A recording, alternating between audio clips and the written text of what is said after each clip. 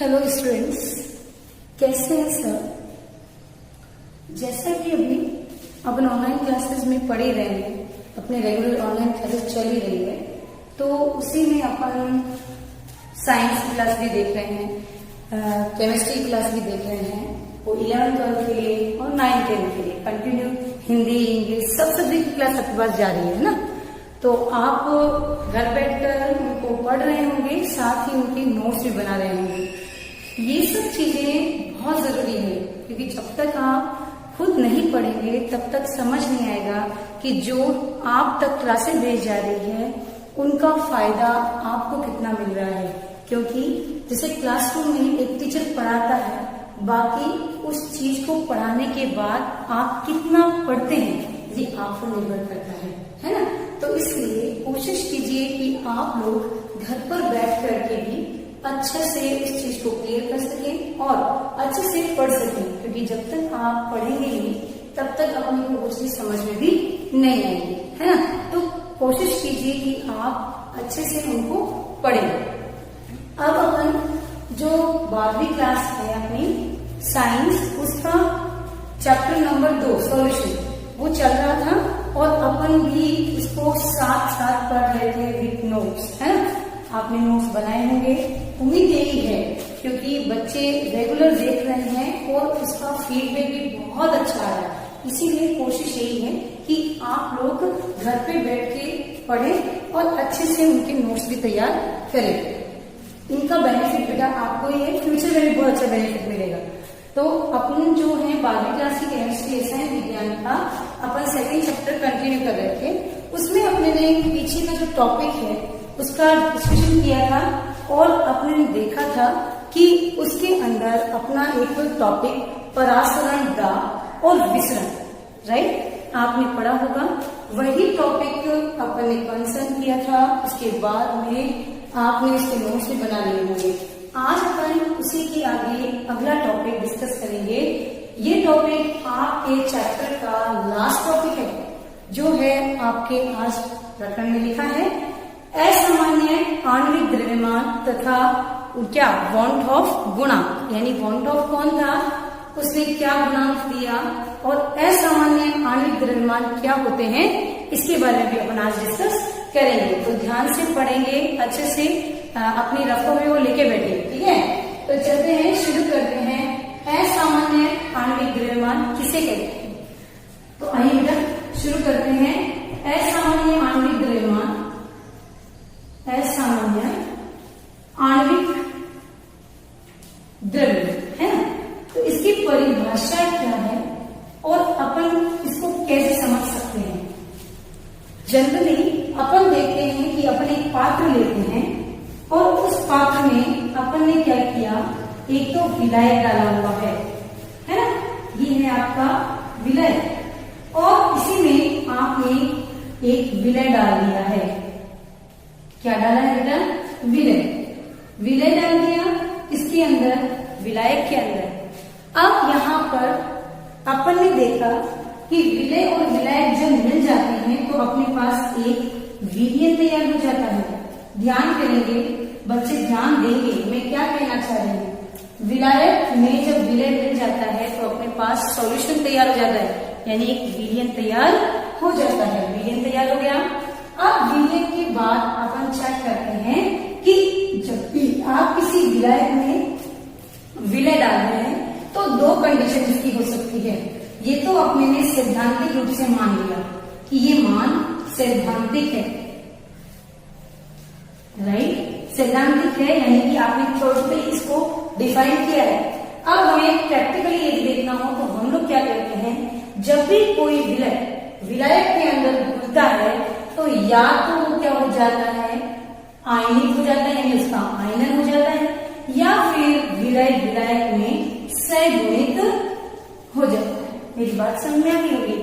यानी अगर आपने किसी भी अम्ल को पानी में डाला तो अम्ल अपने आयनों में टूट जाता है।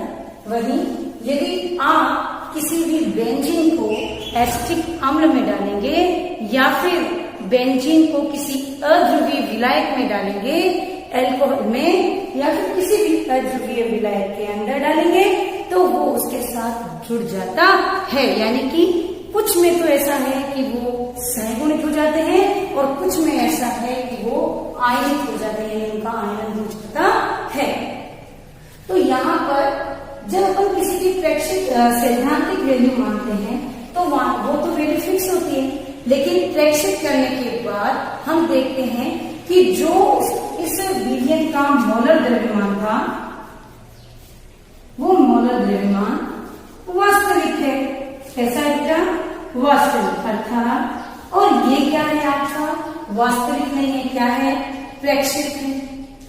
तो जब अपन किसी भी विलायक में विलय को डालते हैं और उसका आयनन और सहगुणन हो जाता है तो उस दौरान किसी भी विलय का वास्तविक मोलर द्रव्यमान उसके प्रेक्षित मोलर द्रव्यमान से भिन्न भिन्न हो जाता है और भिन्न भिन्न होने की वजह से उनके आणविक द्रव्यमान बदल जाते हैं, जिसे अपन किस नाम से जानते हैं? असामान्य आणविक द्रव्यमान। एक बार मैं फिर रिपीट कर रही हूँ कि जब भी किसी भी विलयन में विलय डालते हैं तो उसका मोलर द्रव्यमान वास्तविक है, अपन ने वो मान लिया। वास्तविक मान जब प्रैक्टिकली मान के बराबर नहीं आता है तो उसे अपन क्या बोलते हैं? असामान्य आणविक द्रव्यमान। ध्यान करेंगे, आपको समझ में आ गया होगा कि वास्तविक और अपने पास जो प्रेक्षित मान है उनमें क्या डिफरेंस होता है। तो आप इसकी अब परिभाषा लिखेंगे अपन कि ये क्या कहना चाह रहे हैं, क्योंकि जब तक अपन किस चीज को लिख कर नहीं देखते तब तक अपने को वो चीज समझ में नहीं आती है ना। तो अपन क्या कोशिश करेंगे कि अपन इसको देखें, लिख कर देखें। आइए लिखते हैं। जब किसी विलय का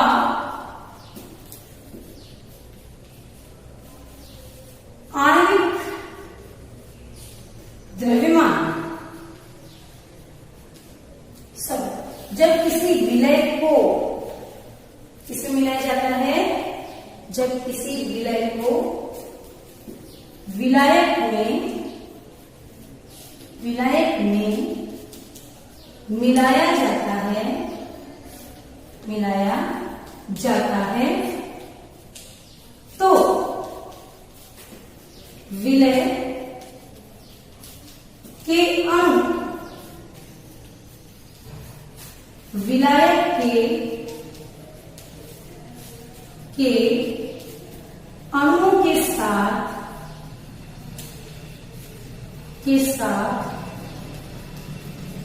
सहगुणित या वियोजित हो जाते हैं। वियोजित हो जाते हैं। राइट, ये तो हो गया आपका सहगुणन और वियोजन।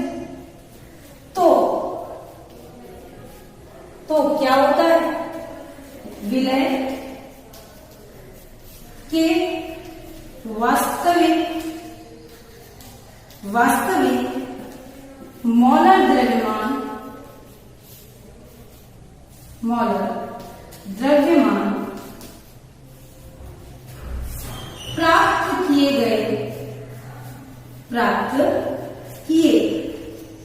गए मोलर द्रव्यमान से भिन्न भिन्न प्राप्त होते हैं। तो इस प्रकार प्राप्त आणविक द्रव्यमान को हम क्या कहते हैं? असामान्य आणविक द्रव्यमान कहते हैं, जो कि आज का टॉपिक था। मेरे हिसाब से ये बात आपको समझ में आ गई होगी। मैं फिर से रिपीट कर देती हूँ कि किसी भी विलायक में जब किसी विलय को क्या किया जाता है बेटा, मिलाया जाता है, तो मिलाने के कारण वो या तो उसके साथ क्या हो जाते हैं, सहगुणित हो जाते हैं, या फिर उनके साथ वियोजित हो जाते हैं। जैसे ये वियोजित या सहगुणित होते हैं तो उनके द्रव्यमान जो होते हैं वास्तविक और जो प्रेक्षित मान है वो भिन्न भिन्न प्राप्त हो जाते हैं। इसे ये अपन क्या कहते हैं, असामान्य आणविक द्रव्यमान कहते हैं। जैसे कुछ तो अपने पास क्या होते हैं कि तुरंत ही क्या होते हैं, किसी भी विलायक में पूर्णतः विलय जो होते हैं बेटा पूर्णतः आयनित हो जाते हैं, लाइक NaCl। यदि आप नमक को जल में डिसॉल्व करेंगे तो वो पूर्णतः आयनित हो जाएंगे। आयनित हो जाएंगे तो आयन से पहले इसकी मात्रा कितनी है बेटा, 1, और इस 1 में कितने आयन टूटे, +-2, तो इसको अपन लिखेंगे 1/2, वियोजन हो गया। वहीं पर अपन देखते हैं कि यहाँ पर यदि अपने पास हो CuCl2 तो अपने पास 1 का वो कितनों में टूट गया, 3 में, यानी कि 2 क्लोरीन और 1 कॉपर, कितने हो गए, 3। तो इस प्रकार क्या होता है, किसी का भी असामान्य आणविक द्रव्यमान अपन ज्ञात कर सकते हैं। आगे चलते हैं, इसी चीज को समझाने के लिए एक वैज्ञानिक आया जिसे कहा गया, जिसका नाम है वॉन हॉफ।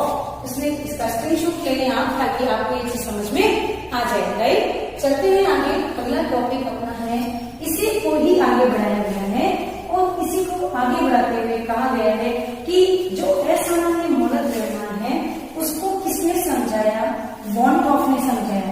वॉन हॉफ ने क्या कहा, वॉन हॉफ ने कहा कि कोई भी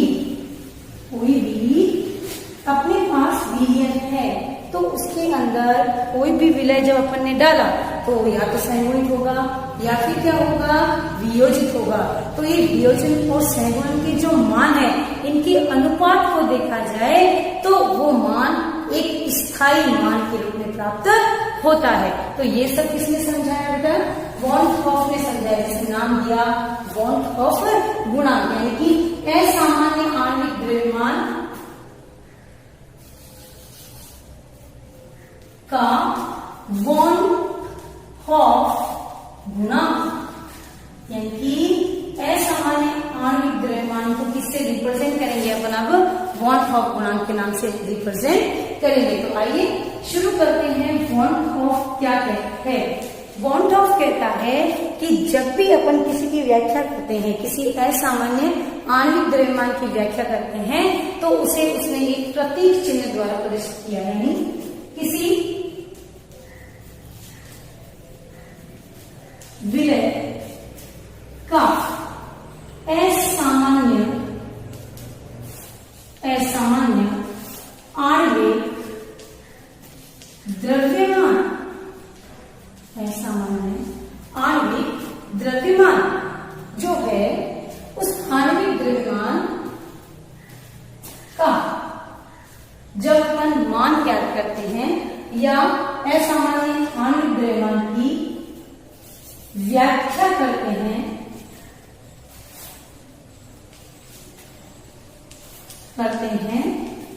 तो उसे एक गुणांक द्वारा प्रदर्शित किया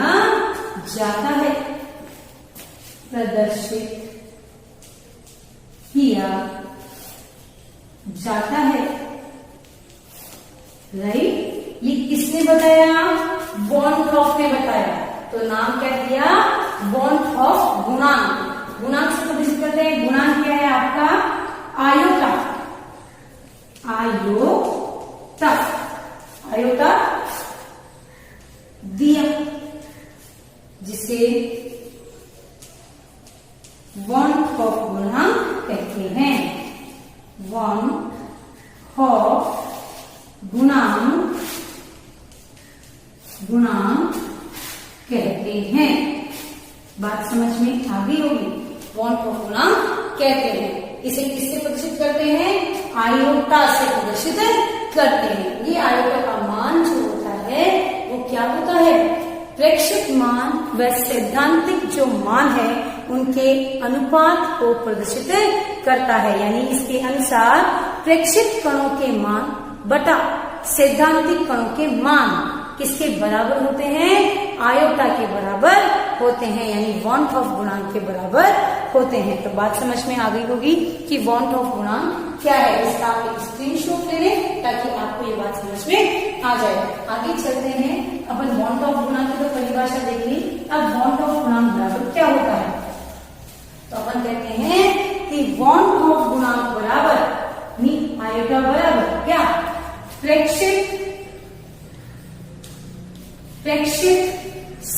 प्रेक्षित मान बटा सैद्धांतिक मान, प्रेक्षित कणों की संख्या बटा सैद्धांतिक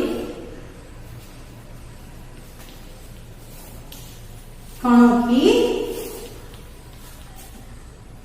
की संख्या। बात समझ में आ गई। अब यही जो आयोटा है ये आपके अणुसंख्यक जो गुणधर्म है उनके साथ भी कोरिलेट करता है, क्योंकि जनरली अणुसंख्यक गुणधर्म कणों की संख्या पर ही निर्भर करते हैं। इसलिए आयोटा भी किसके बराबर चलेगा?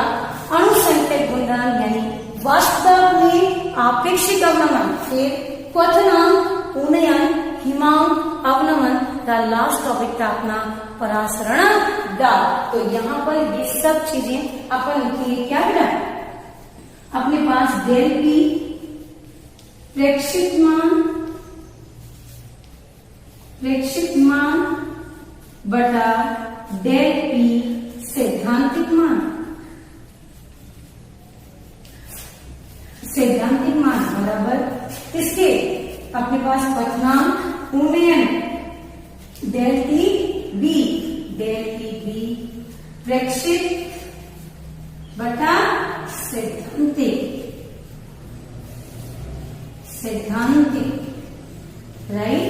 वहीं पर क्वथनांक, उन्नयन, डेल टी एफ अपॉन हिमांक, अवनमन, डेल फ्रीजिंग पॉइंट, प्रेक्षित बटा सैद्धांतिक।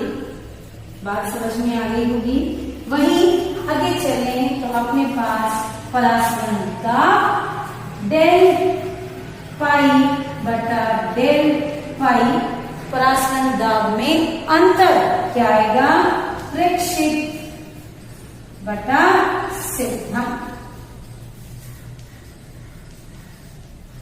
बात समझ में आ गई होगी कि अपन क्या कहना चाहते हैं। परासरण दाब में अपन क्लियरली यहाँ पर डिजिट पाई से पाई प्रेक्षित, परासरण दाब प्रेक्षित और सैद्धांतिक। तो ये मान किसको रिप्रेजेंट कर रहे हैं? वांट ऑफ गुणांक को, जो किसके बराबर चलेगा? वास्तव में आपेक्षिक अवनमन, क्वथनांक, उन्नयन, हिमांक अवनमन व लास्ट में आपका परासरण दाब। अर्थात जो भी मान आप लिखेंगे, मैं एक एग्जाम्पल से आपको समझा देती हूँ, इसका आप स्क्रीनशॉट ले लें ताकि आपको ये बात समझ में आ जाए। आगे चलते हैं, मैं एक एग्जाम्पल आपको इसका बता देती हूँ प्रेक्षित और सैद्धांतिक का, ताकि आपको ये बात समझ में आ जाए। आइए अपन जो प्रेक्षित जो वांट ऑफ गुणांक का जो मान है बेटा, वो मान 1 के बराबर भी होता है और ये 1 से कम भी होता है और ये 1 से ज्यादा भी होता है। तो हमेशा ध्यान करें, जब विलय के कणों में ना तो संगुणन ना वियोजन, करेक्ट। वही दूसरा है दोनों ही नहीं हो तो क्या है? आई बराबर 1। जब क्या हो जाता है? 1 से कम मान हो जाता है। किसका बेटा? वांट ऑफ गुणांक का मान जब किससे कम हो जाता है? 1 से कम हो जाता है, तो हमेशा क्या होता है? विलय के कणों का वियोजन होता है। क्या होता है बेटा? वियोजन होता है। वहीं जब ये 1 से ज्यादा होता है तो इसका मतलब यहाँ पर क्या हुआ है? संगुणन होता है। 1 से क्या होता है? जब कोई भी 1 से कम होता है तब तो क्या होता है? सदैव विलायक में सह-गुणन से। उल्टा लिख दिया। यहाँ पर देखिए आप, ये तो होगा सह-गुणन और यहाँ पर क्या होगा, वियोजन। क्योंकि अभी मैं समझा रही थी कैसे हुआ। देखो बेटा, सह-गुणन का मतलब क्या है, लाइक अपने पास दो CH3COOH है, तो यहाँ इसका डाइमर बन गया, मतलब ये U बन गया। ध्यान करेंगे, CH3C डबल बॉन्ड OH आ गया, है ना, OH। अब यहाँ पर भी एक बन बनेगा और यहाँ पर भी एक बन बनेगा। यहाँ पर वापस कार्बन, इधर फिर से CH3 और यहाँ आ गया डबल बॉन्ड O, यहाँ पर आ गया OH आ गया। तो ये क्या हो गया, एक बन गया। यहाँ संख्या क्या थी, 2। तो बॉन्ड ऑफ गुणांक का मान कैसे ज्ञात करते हैं आप, अपन लिखते हैं प्रेक्षित बटा सिद्धांत, यानी कि सह-गुणन से पहले और सह-गुणन के बाद। यानी कि सबसे पहले तो प्रेक्षित मान, यानी कि वियोजन से पहले और वियोजन के बाद अपन दोनों का क्या करते हैं, अनुपात देखते हैं। तो अपने पास ये वैल्यू क्या आ गई, अपने पास सह-गुणन के पूर्व ये रहा और सह-गुणन के बाद ये रहा। तो सह-गुणन से बाद बटा सह-गुणन से पहले। तो अपन लिखेंगे क्या, सह-गुणन से के बाद और सह-गुणन से पूर्व कितनी वैल्यू, आगे चलते हैं। यहाँ पर वैल्यू के पास क्या है, सह-गुणन के बाद वैल्यू कितनी है, 1 और यहाँ पर बाद में वैल्यू कितनी है, 2। कितना आ गया, 1/2। किससे वैल्यू से कम हो गया बेटा, 1 से कम। तो इसलिए कहते हैं सह-गुणन में वैल्यू कम होती है 1 से, बॉन्ड ऑफ गुणांक की। वहीं पर अपन बात करें यदि वियोजन की, तो वे वैल्यू बढ़ जाती है। ऑफकोर्स जैसे अपन बात करें HCl की, तो H प्लस HCl माइनस, वो अपने आयन में क्या हो जाते हैं, वियोजित हो जाते। तो अपने पास like HCl is equal to H plus HCl minus. तो अपने पास क्या हुआ, बॉन्ड ऑफ गुणांक में वियोजन से, अब यहां आ जाएगा वियोजन से पहले वियोजन के बाद। क्या आ गया वैल्यू, 2/1। तो 1 से ज्यादा, यानी कि क्या होगी, 2 आ गई वैल्यू आई का मान। तो ये क्या हो गया, 1 से ज्यादा। इस प्रकार कई प्रकार के नियम हैं। अब अपने दिमाग में क्वेश्चन क्लिक करता है कि हम इस प्रकार के जो फॉर्मूलेज होते हैं, यानी कि मान होते हैं, उन्हें कैसे ज्ञात करते हैं, या फिर हमारे एग्जाम में इसको कैसे पूछा जाता है। तो थोड़ा सा ध्यान रखिए। अपन ये देखते हैं कि यहाँ पर जो भी वैल्यूज दी जाती हैं उसमें सह-गुणन और वियोजन देखना है। ये हमेशा ध्यान रखो बेटा कि ध्रुवीय है और कोई दूसरा विलय भी ध्रुवीय है, ऑफकोर्स वो उसके अंदर मिलेगा, तो वो क्या होगा, उसके अंदर वियोजित होगा ही। तो ध्रुवीय के साथ विलय होता है। वहीं समान जो होते हैं मॉलिक्यूल्स, जैसे बेंजीन में बेंजीन, तो वो क्या हो जाएंगे, सह-गुणित। एसिटिक अम्ल में एसिटिक अम्ल, तो वो क्या हो जाएंगे, सह-गुणित हो जाते हैं। तो थोड़ा सा ध्यान करेंगे, सह-गुणन कब होता है और वियोजन कब होता है। वियोजन मतलब जो प्रबल रूप से क्या होते हैं, क्रियाशील होते हैं, वो क्या हो जाते हैं, वियोजित। और वहीं जो क्रियाशील कम होते हैं वो क्या हो जाते हैं बेटा, सह-गुणित हो जाते हैं। अब अगला लास्ट टॉपिक है आपका, इसके अंदर क्या कि बॉन्ड ऑफ गुणांक और उसके वियोजन की मात्रा, अल्फा में संबंध। तो पहला टॉपिक आपका है आज का, जो मैं अभी दोनों टॉपिक एक साथ ही करवा दूंगी ताकि आपको मुझे समझ में आ जाएगा। ये सबसे पहला जो है आपका टॉपिक वो है बॉन्ड ऑफ गुणांक, बॉन्ड ऑफ गुणांक तथा किसमें संबंध, वियोजन की मात्रा, वियोजन की मात्रा अल्फा में संबंध, अल्फा में संबंध, राइट। ध्यान करें क्या मतलब हुआ। माना कि प्रारंभ में अपने पास A मोल है और वो उत्पादित होता है, तो प्रारंभ में मोलों की संख्या, प्रारंभ में मोलों की संख्या क्या होगी, यहां तो होगी 1, यहां होगी 0। अब वियोजन के बाद, वियोजन के बाद तो अपन क्या लिखेंगे वियोजन के बाद बेटा 1 minus alpha n alpha, right. वियोजन में क्या होता है, संख्या बढ़ती है तो हमने यहाँ पर n से उसको गुणा किया है, वहीं सहगुणन में ये संख्या कम होती है तो हम उसको भाग में कन्वर्ट कर दें, यानी कि कणों की संख्या का वियोजन की मात्रा में भाग दे देते हैं। ध्यान करेंगे, यदि संख्या बढ़ती है तो गुणा, जैसे बचपन में पढ़ा देते, यदि ज्यादा मान चाहिए तो गुणा करो और कम चाहिए तो उसमें भाग दे दो। तो वैसा ही यहाँ है कि अपन देखेंगे यदि मात्रा कम हो रही है, बढ़ रही है, तो अपन क्या करेंगे एन अल्फा। वियोजन में क्या होता है बेटा, 1 2 में टूट जाता तो बढ़ रही है ना, तो आ गया। अब अपने पास है कि प्रेक्षित कणों की कुल संख्या प्लस सैद्धांतिक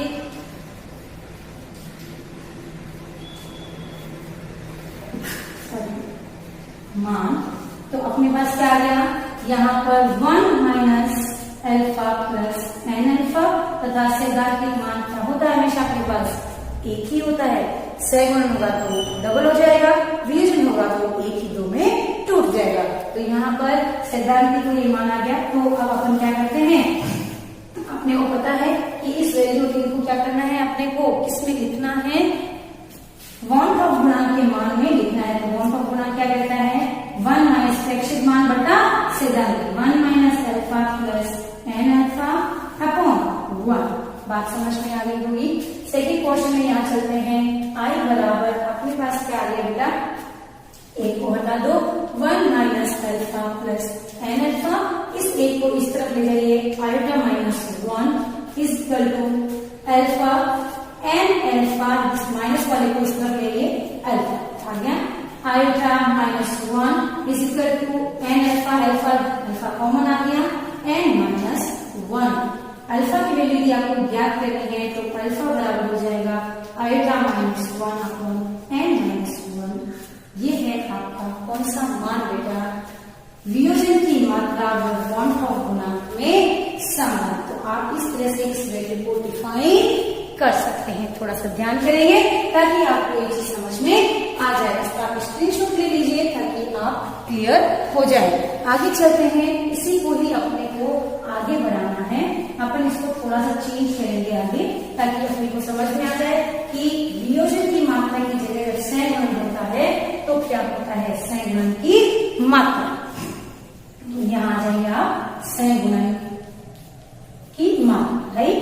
तो यहाँ पर अपने कुछ नहीं करना, 1 माइनस अल्फा को बार मात्रा आधी रह जाती है तो हम लिखेंगे अल्फा अपॉन एन, कुल मात्रा 1 minus alpha plus alpha upon N. सैद्धांतिक मान एक ही है, यहाँ पर अपन आयोटा का मान लिखेंगे क्या बेटा, 1 minus alpha plus alpha upon N upon 1।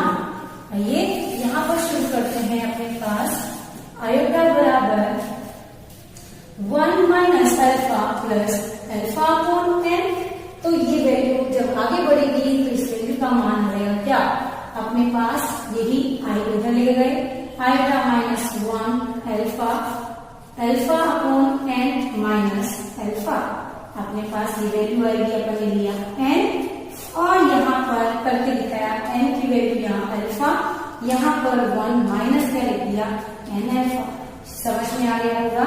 इस वैल्यू को अपन जब यहाँ पर लिखे जाएंगे, एन को सामने आयोटा माइनस 1 में गुणा कर देंगे